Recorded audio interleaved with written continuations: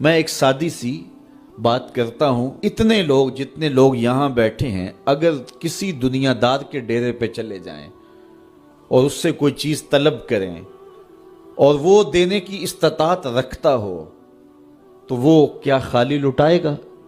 وہ کہے گا اتنے لوگ آگے ہو تو ڈیرہ داری کی شان کے خلاف ہے کہ میں ان کو خالی لٹاؤں۔ تو جب یہ دنیا دار خالی نہیں لٹاتا تو رب کیسے خالی لٹائے گا؟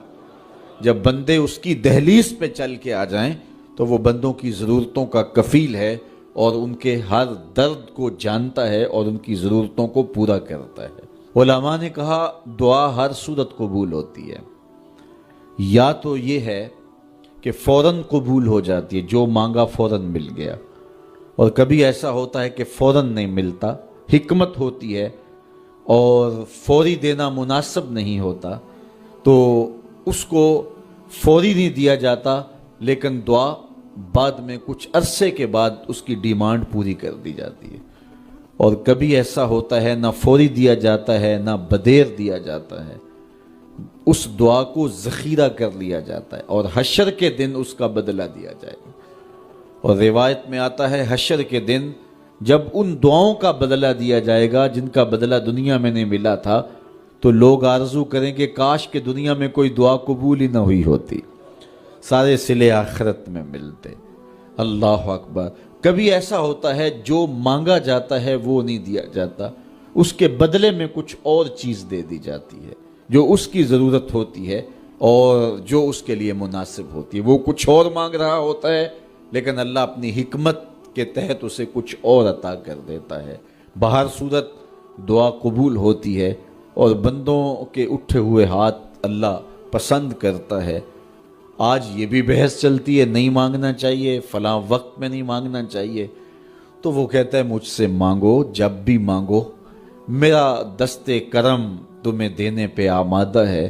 اور اگر کوئی نہیں مانگتا تو فرمایا کل ما یابو بکم ربی لولا دعاؤکم، اے محبوب فرما دو اگر یہ نہیں مانگیں گے تو اللہ بھی پرواہ نہیں کرے گا۔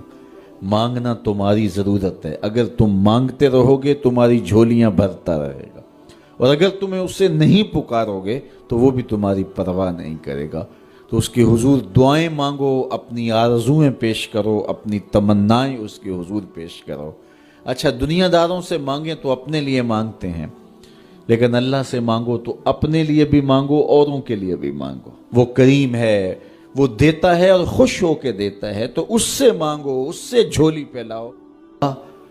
اللہ سے راز و نیاز کی باتیں، جو باتیں بندہ کسی سے نہیں کر سکتا وہ اپنے رب سے ڈائریکٹ کرتا ہے، اپنے دل کے سارے دکھڑے اپنے رب کی دہلیز پہ رکھتا ہے اور اپنی ساری ضرورتیں مالک کی چوکھٹ پہ رکھ دیتا ہے، اور اس سے مانگتے ہوئے بندے کو شرم نہیں آتی، حیا نہیں آتا، بلکہ اس سے مانگتے ہوئے فخر محسوس ہو رہا ہوتا ہے کہ میں اپنے رب سے مانگ رہا ہوں۔ کسی اور سے مانگیں تو جھجک لگتی ہے، لیکن مالک سے مانگیں تو اپنائیت کا احساس ہوتا ہے کہ میں اس سے مانگ رہا ہوں، اس لیے کہ وہ ہمارا رب لگتا ہے، ہمارا اس سے ربط کتنا گہرا ہے۔ مسجد نبوی کا ایک کونا تھا اور ایک بندہ وہاں بیٹھ کے دعا مانگ رہا تھا۔ اس کے دعا کے لفظوں پہ غور کیجئے، اے اللہ میں تجھ سے اس لیے مانگتا ہوں کہ تو میرا اللہ ہے، تیرے علاوہ میرا ہے بھی تو کوئی نہیں۔ تو یہ وہ دعا مانگ رہا تھا اور مسجد نبوی کے کونے میں بیٹھا تھا۔ حضور نے دیکھا تو ایک صحابی سے کہا وہ جو دعا مانگ رہا ہے اس کو جا کے بتا دو تمہاری دعا قبول ہو گئی ہے۔ وہ مانگ اس ڈھب سے رہا ہے۔ تو یہ دعا اپنے رب سے نیاز ہے، دعا خود عبادت ہے۔ جب تمہاری ضرورتوں کا کفیل وہ ہے تو پھر اس سے نہیں مانگیں گے تو کس سے مانگیں گے؟ اور جب اس سے بندہ مانگتا ہے تو پھر وہ مانگنے والے کی لاج بھی رکھتا ہے۔ ان ربکم حیی کریم یستحیی من عبدہ اذا رفع یدہ ان یردہما صفرا۔ تمہارا رب حیا کرنے والا کریم ہے، جب بندے اس کے سامنے ہاتھ پھیلا کے دعا مانگتے ہیں اللہ فرماتا ہے مجھے شرم آتی ہے ان کے اٹھے ہوئے ہاتھ خالی کیسے موڑوں۔ جب انہوں نے مجھ سے مانگا ہے تو میں نے بھی نہ دیا تو کون دے گا؟